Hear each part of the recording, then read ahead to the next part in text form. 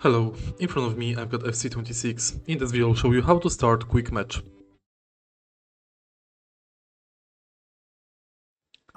To start quick match from the main menu of the game, simply select Kickoff.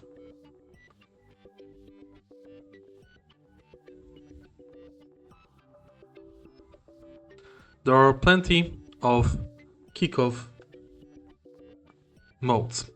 First you can select Classic Match, then Rush and House Rules. In House Rules you can set up first two, Mystery Ball,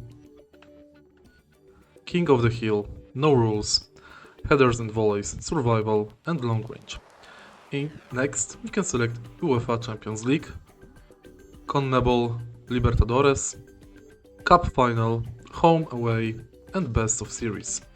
Simply select mode you are interested in, for example Rush, select side, select team,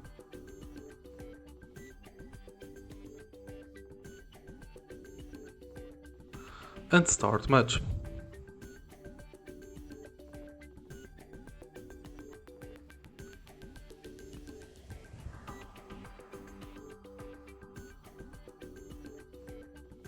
If you find this video helpful, please leave like, comment and subscribe.